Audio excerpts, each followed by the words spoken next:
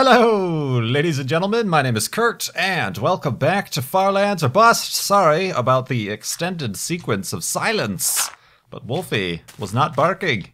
Wasn't barking. We did have a skeleton die in the vicinity. There we go. Skeleton residue. Yoink. But yeah, welcome. Oh, over here too. Ha ha ha. I kind of extended the last episode a little bit too long in the darkness, and they had time to spawn. But regardless, welcome back to Farlands or Bust. We are in episode 260. Right, Wolfie? You are not in a barking mood. There we go. There we go. Always a minute late and $1 short with you. But let's continue walking west to the Farlands here in Minecraft Beta 1.7.3. Like I said, this is episode 260.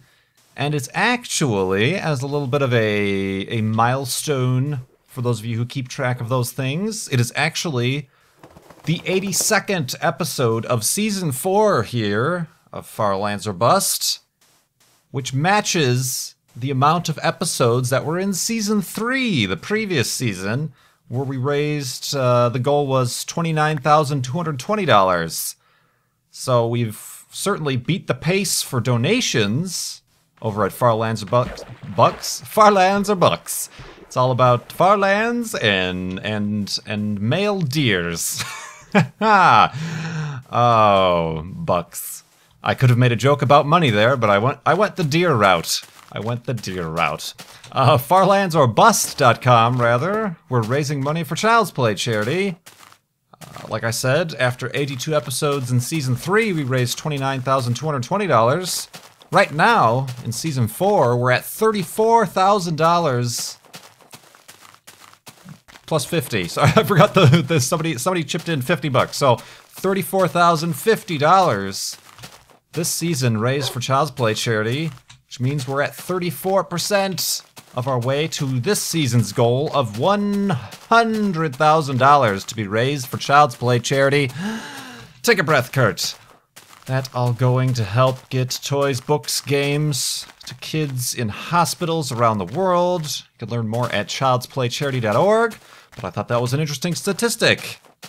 82 episodes this season. I know I don't restart the season or the episode count every season.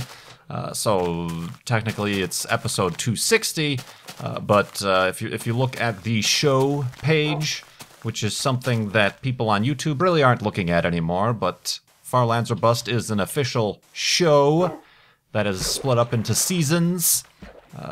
There are 82 episodes in Season 3, and this is the 82nd episode of Season 4. Gonna be plenty more where that came from. Hey, guy. But yeah, it's a cool thing indeed. And I feel like this is episode 260. We just passed $34,000. It's now officially going to be the longest season of Farlands or Bust. And we've gained a significant amount of subscribers. I would have to say thanks to the popularity and the sharing and the liking that everybody has done for the video I uploaded on Tuesday, playing on the Mindcrack server with my 6-year-old nephew Goober. We gained over 3,000 subscribers directly from that. It's a good time as any for a little bit of a recap, a bring you guys up to speed, to welcome all of you new Farlanders. Perhaps this might be your first Farlands or Bust episode. I don't want you to be lost. There's a lot to catch up on. You could go back and watch from episode 1, where I started. That was my first Let's Play video ever on the YouTubes, and I was just doing a normal Minecraft Let's Play until episode 11, where I decided, let's go to the Farlands. I had no idea at the time how far away they were or what this series would become, but I'm extremely happy with what it has become and where it continues to go. But yeah, a little bit of a recap. I do this every once in a while. Hello, my name is KurtJMac. You can also call me Kurt. I have been walking to the Farlands here since March 2011, so over 2 years. And since June 2011, I converted it to a walk-a-thon for Child's Play charity. And we've raised well over, in total, $100,000 for Child's Play charity over the past 2 years, and then some. And we are continuing to do so for as long as we can here. I did mention earlier that we are playing in Minecraft Beta 1.7.3. That is because this is the last version of Minecraft the game that contains the Far Lands. The Far Lands were a glitch where after 12 million or so, you add a little bit more to that, there's a specific number, about 12 million blocks away from spawn. I'm going west. My compass here points to my original spawn point. I'm going west. I also know I'm going west because that's the way the sun sets. That's just, there's no other reason why I chose west other than that it's an easy to determine direction because you just follow the sunset. We're heading west, and after about 12 million blocks or so, the terrain generation algorithms go all wibbly-wobbly, and they cause this phenomenon that Notch deemed the Far Lands.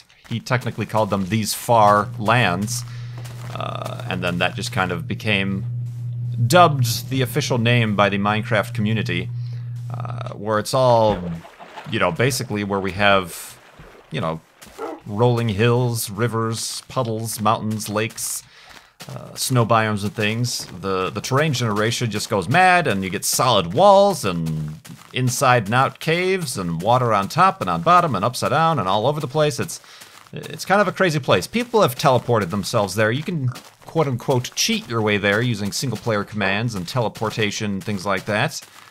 But I have chosen to walk unaided by any cheats or mods or modifications to the vanilla game here to the Far Lands. That is kind of my hook, my scheme, my little ploy here with Far Lands or Bust. The only change we've made to the game is a fan made a texture pack that I'm using. That's why these trees are a little bit different colors. That's why my sword is a brighter blue. That's why Wolfie has 3D glasses and a blue collar.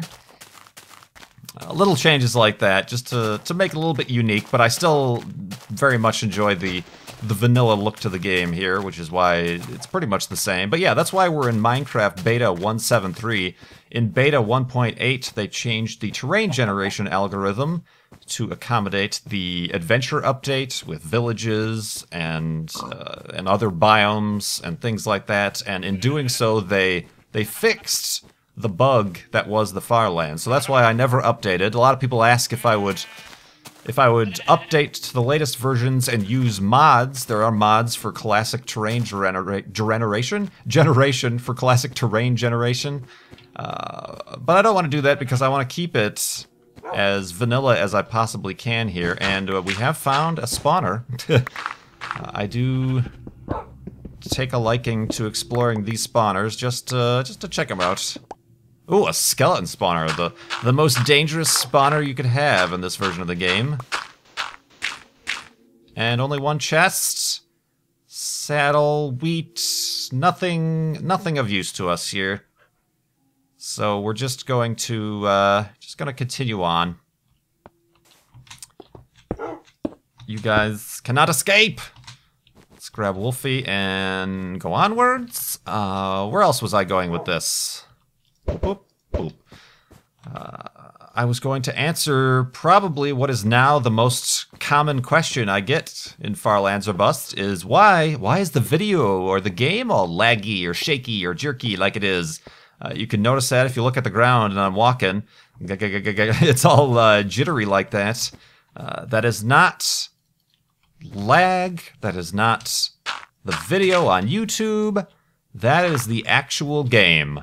And this is what happens when you get so far away from spawn. The last time I pressed F3, I was 699,492 in the furthest direction away from spawn, which was 82 episodes ago. Or a little bit more than 82 episodes ago, I guess, technically, if you're counting the flob-athon and things like that. And in doing so, the math gets wrong, and the float point precision error, is what it's known as, has trouble. As the number gets bigger and bigger, the decimal moves over and over. it has trouble pinpointing exactly where I and other entities are on the map, so that you could see the best illustration of that is the selection box for the block is off quite a significant amount, and that will just continue to increase as we continue to get further away from 0-0. Let's go to sleep here.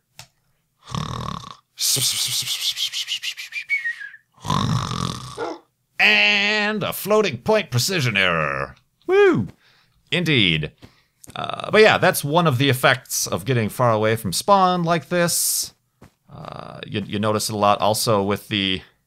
Since a floating object is not part of the terrain and is actually an entity, it doesn't match up the jitteriness. Same with Wolfie, same with ladders and sheep and torches and things like that. So I find it kind of cool, to be honest. This is the kind of thing, one of the main reasons why I decided to take this journey, is to see the gradual kind of breaking down of the matrix of the the system which we are playing in here.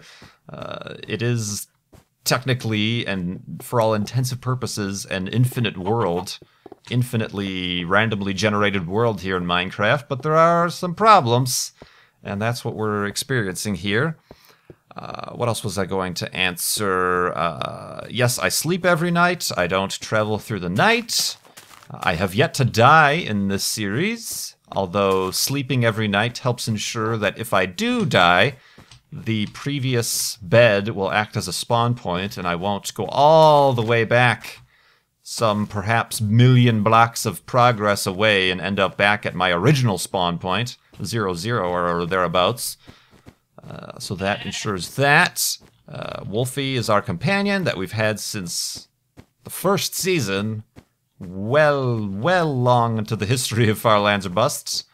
What else can I answer here? I'm not going to the Nether, even though, yes, I realize it's 8 times faster to travel to the Farlands via the Nether, because you walk 1 block in the Nether, that actually equals 8 blocks here on the overworld. Simply because A, it's dangerous, and I don't want to die. B, Wolfie can't come with us in this version of the game. In the newest versions of the game, mobs and dogs and companions and things can travel through portals. Thirdly, I don't think I'm listing this correctly. Thirdly, it's boring.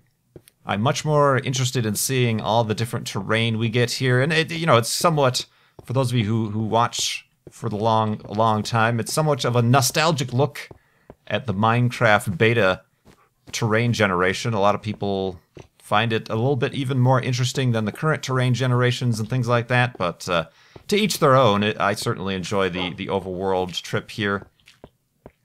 And also, we're not, as I said from, I think, the first episode, it's not the destination, it's the journey, so we're not trying to get there in the fastest way possible. If we just wanted to get to the Farlands, I would just teleport myself there. So it's more about the experience, the journey. We've come across some amazing features along the way that have earned their own rights in the history of Farlands or Bust lore and history, I guess, is a word I've already used. So there's a lot. I've done many of these recap episodes, and if you'd like, you can ask questions in the comments. I do regrettably apologize for the few responses you may get if you ask questions about why this, why is he doing that, has he died yet, why is it shaking? It's YouTube, so some of the comments may not be as friendly as I would like, and if you are a long-time Farlander, follower of Farlands or Busts, please respond with kindness, or don't respond at all to those people who might be new to Farlands or Bust and might not know why the screen shakes, why I'm not going to the Nether, what this series is all about, why I'm raising money for Child's Play charity, etc., etc. But I try to make this a friendly community whenever possible, but I can't obviously look through every comment of every video I've ever looked at to try to moderate when people are being jerkasses. Don't be a jerkass. So yeah. Cool stuff, right guys? Cool stuff. I do appreciate you subscribing if you're a new subscriber. And following along with the journey. A lot of people, especially since the jitteriness, I can understand how the jitteriness can get to some people. a lot of people have taken to watching Far Lands or Bust as simply some sort of podcast. I recently got a donation and a message from somebody who said they run and listen to Far Lands or Bust as if it's a podcast. They're like, oh, I ran 2.5 miles while listening to this episode of Far Lands or Bust. So I do understand if you don't want to actually watch the video. I do take to simply answering questions, talking about news, current events. The hell in my mouth. Don't you hate that? How did that even happen? I have a buzz cut. Where did this hair come from? It's like an eyelash or something. There are a few things that are worse than the feeling of having a hair on your tongue. A few things indeed. Other things include having your contact lens rotate to behind your eyeball. That's pretty bad and terrible. So yeah. Anyway, continuing on, like I said, with episode 260 of Far Lands or Bust. Oh, I gotta mention something. Today is June 21st. It is apparently, I've been told, International T-Shirt Day. I do have a Spreadshirt shop. Over at Spreadshirt, you can get free shipping on any order that you would like. I have a couple shirts with Wolfie. I've got the Far Lands or Bust logo. I've got a floating block of ice shirt. I've got my Indeed face shirt and a mug and buttons and other things over at Spreadshirt.com. Oh, I'm sorry, farlands.spreadshirt.com. You can get free shipping today, June 21st. With the code TDAY2013. I'll put a link in the video description. That also applies to other Spreadshirt shops. I am a member of the Mindcrack server, as those of you who are now just joining us from the Goober video, as it's being known as. That was on the Mindcrack server. A lot of the other Mindcrack guys, your Goods, your Zistos, your BOOs, have Spreadshirt shops that you can buy merchandise from. The code TDAY2013 will also get you free shipping there. If you want a Mindcrack shirt, I believe the only store that has the Mindcrack logo shirts is Bash. W92 Bash has the Mindcrack logo shirts. I'm actually considering maybe I need to pick up one of those. I don't own one of those yet. Not that I wear t-shirts that often anymore, but I suppose I should have a Mindcrack logo t-shirt, right? So yeah, check that stuff out. I'll put a link in the video description. There's a link on the end slate here to my Spreadshirt shop. I do appreciate that. Little bit extra that always helps out.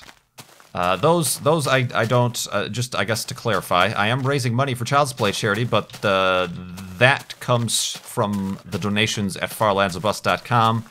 My t-shirt sales and things go to me, basically, is where the commissions for that go to help, you know, host. I use that to pay for hosting on my ooh, that's lava, for website and other things like that, and that doesn't per se go directly to the Child's Play charity thing. Just as a little bit of a, what's the word I'm looking for? Disclosure. Wolfie, he wants to get going. But yeah, woof. Let's answer some questions here. Gosh darn it, Wolfie, I know you want to get going. Let's give me a chance to break the workbench here without accidentally punching you or something like that. Let's answer some questions. Like I said, with the donations over at farlandsorbust.com, you can leave a comment and ask a question that I'll try to get to here. I have a huge backlog of questions since I went on a week break last week. They piled up. I'm trying to catch up here. An anonymous donator asked, what kind of games did you play as a kid? Kind of appropriate. In the episode with my nephew Goober, he mentioned he's playing Battlefield 1942, which is a game I let him borrow, and he's playing it with his grandpa. He just likes driving around in the Jeeps and things like that. But as a kid, I was always a little bit behind in terms of video games and consoles. My dad has an Atari 2600, so I played that. Those were probably like the first video games, quote unquote, that I played. Your standard Froggers and The Empire Strikes Back on the Atari 2600, Outlaw, Breakout, Pac-Man, those sorts of things. There was a game called Combat, which had the little tanks, little overhead view of tanks that you would shoot around, which I always thought was one of my favorite games. Those are the kind of games. I'm assuming you're talking about video games. I wasn't much of a board game player. I mean, we played board games and things like that. Connect 4, your Battleship, your... I was never a fan of Monopoly. It's not really a kid's game either. Monopoly is kind of an advanced game for a kid to be playing. Yeah, stuff like that. But I'd say the first video games that I played as a kid were on the Atari 2600. Yellow. This is a reverse elevated hidey hole here. Boop. And a boop. Let's go to sleep.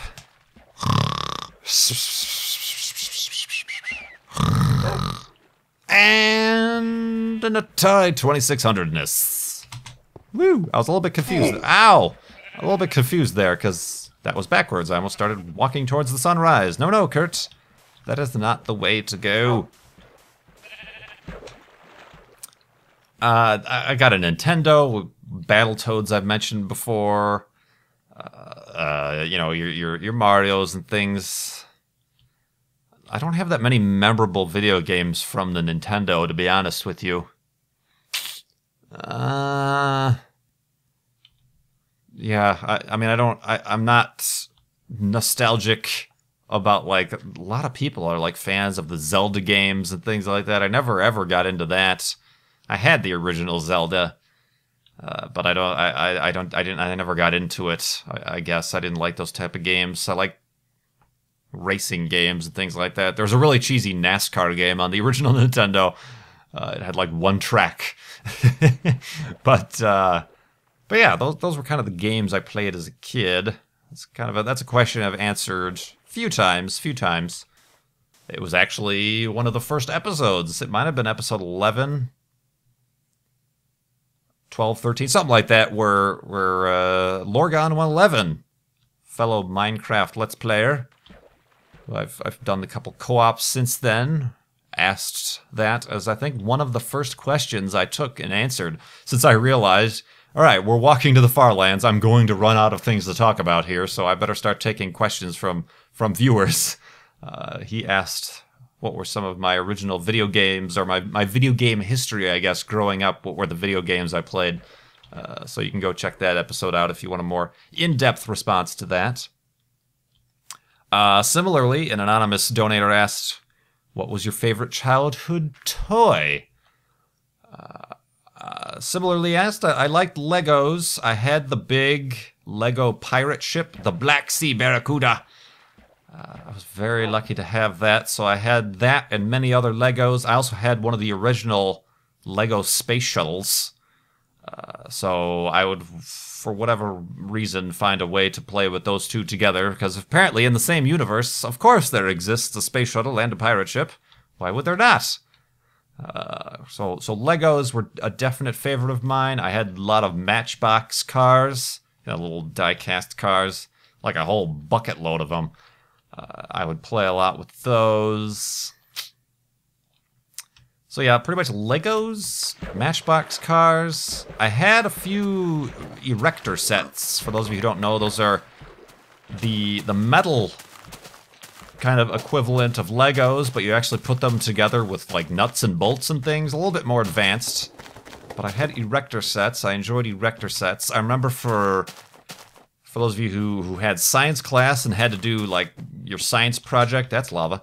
Science project of, yes it is, the science projects, where then you had to get those 3-sided cardboard cutouts and do a kind of use the scientific method, have a hypothesis, you know, your conclusion, you know, whatever.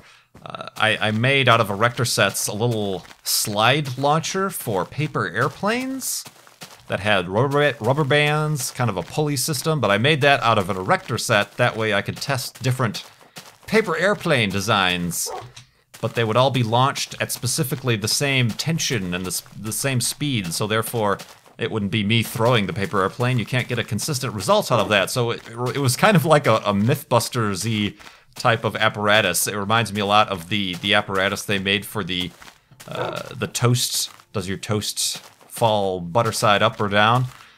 It was kind of that type of situation. So you would take the human error element out of it. So I remember making that out of erector sets and things. But yeah. Had a lot of those creative toys. I wonder. Whoa! I almost killed Wolfie there. I should be careful when swinging the diamond sword of spawn pointiness. Like lobbed off his tail. Sorry. So yeah, maybe that's why I enjoy Minecraft so much, despite the fact that I'm not really much of a builder, to be honest. The creative aspect, the unfettered, the undirected aspect of the game, you choose what you want to do and make that the game. It's one of maybe the reasons why I like Minecraft so much. This anonymous donator goes on to ask, if that's already been asked, which it has, but I'll be fine answering it again. I get a lot of new people watching the show.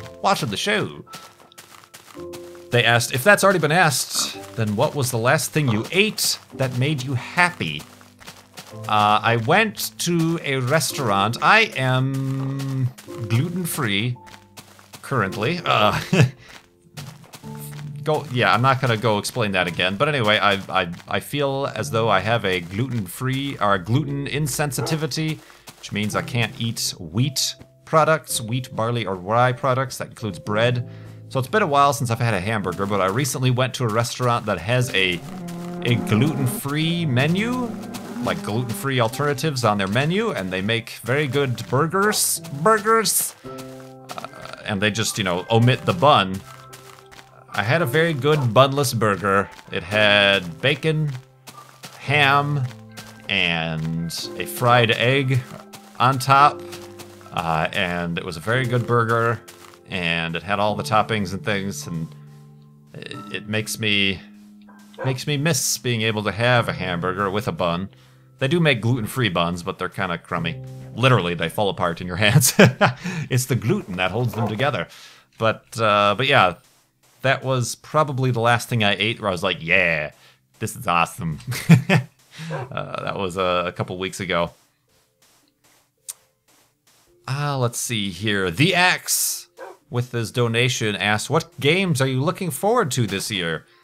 I don't know that I'm looking forward to any games this year, to be honest. I've been disappointed so many times before. Last year, I was looking forward to Tomb Raider, or I guess this year, technically, and that let me down. It seems like the games that get a lot of hype, the AAA titles, your big studio releases, just end up disappointing in the end. I never, Tomb Raider is a disappointment. I'm on a rage quit hiatus from doing the Let's Play of the Tomb Raider game. And it seems like a lot of people, there was kind of a honeymoon period after it was released where everybody was like, yeah, this is the greatest game ever. And it was like one of the best-selling titles for a while. And all the reviewers, like the professional reviewers, were like, oh, this game is great, blah, blah, blah. But you have to take into account that the people doing the reviews, like, have 24 hours to play the game and then write a review. And they're dealing with embargoes and things. And, that's the reason why there are embargoes on games and movies and reviews and things, is so that, they don't, they're under pressure, I guess you could say, to get their review out. So there was kind of a honeymoon period where everybody thought it was the greatest thing since sliced bread. But now I'm noticing a lot more people, as they've played the game or as they're actually looking at it without those kind of blinders on, they're like, maybe this game isn't as great as it at first seemed to be. And sure enough, it really, especially for those of us who grew up on the Tomb Raider games, like the original Tomb Raider games, like that was one of my, go back to that video talking about my most defining video game memories. Tomb Raider, the first Tomb Raider, huge for me, and it's a very, very big disappointment that they've pretty much trashed, I guess, the IP, you know, by making it into your generic third-person survival slash game that looks like every other third-person. You know, it's The Witcher plus the Uncharted series plus. You know, there's a little bit of RPG elements with your experience and blah, blah, blah, blah, blah. I could go on. I've complained about Tomb Raider long enough, many, many times, and I'll continue to complain if I do decide to continue that Let's Play just for the sake of finishing the game. But I don't know. Perhaps I won't even give it the satisfaction. So yeah. I don't know if I'm looking forward to any games. Honestly, it's the games that come out of nowhere that, you know, I have no idea about. Careful, Wolfie, don't fall. That end up giving me the most, you know, satisfaction. Like your Minecrafts, your Kerbal Space programs. Oh, I thought that was Wolfie. That's a sheep. Let's just go down here. Hopefully Wolfie doesn't get injured following suit. Oh, it sounds like he's following. Yes, good job. Well done. Well done, Wolfie. Good job. Avoiding damage there. So yeah, not really looking forward to many. I mean, Watch Dogs looks good, but I don't know. You know, it is in part made with some of the team that did Driver San Francisco. That was a good game, but it's not at all like Driver San Francisco, so I'm not gonna. I guess we'll make the hidey hole here, huh?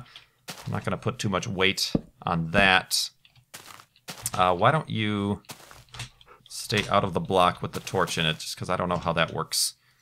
We don't need you disappearing on us again. Alright, so yeah, let's dig the hidey hole here, the final hidey hole of this episode. Thank you once again for all those donations. Whoop, this is not deep enough. Wolfie agrees. This might work. Oop. I'm going to have to build... Yeah, I'm going to have to build up around this hidey hole. Mountaintop hidey hole. Boop. And a boop. Yeah, sorry. Thank you for all those donations, and for subscribing, for the new subscribers, and for the old subscribers. Thank you for dealing with my frequent need to do these little updates, new subscriber bring up to speed episodes. I know that gets a little bit tedious for you, but this is Farlands or Bust. Tedious is like the theme. Oh, man. All right, so yeah. I'm trying to... Oh, gosh, it's getting... I've been trying... If I feel a little bit rushed in this episode, I apologize. But I'm trying to record this. I have a pretty decently sized thunderstorm coming in. And I'm trying to finish this recording before, like, my power goes out or, like, wind and thunder. There's, like, tornado watches and things going on. So, I should be fine. I don't have a basement, but I should be fine. Don't worry about me. Worry about donating to Child's Play charity over at farlandsorbust.com. Haha! Check that out for a segue. Use the official Child's Play charity widgets on the homepage of farlandsorbust.com. All of the funds go to Child's Play charity over when you donate over there using the chip-in widget. That's not the chip-in widget. Dang it! I mean, that's the reason why. In switching from the chip-in widget, when chip-in shut down, Child's Play Charity started their own widget because they always get a lot of questions about, are you sure that this charity is giving the money to you? You can be sure here because it's the official Child's Play Charity widget that they made themselves. And much thanks to them for the support and acknowledgement of Farlands or Busts and the Farlanders out there who have helped Child's Play Charity throughout the past 2 years. And I'm looking forward to even more episodes here in Season 4, the longest season of Farlands or Bust thus far. Thanks so much for watching. My name is Kurt. I will see you next time.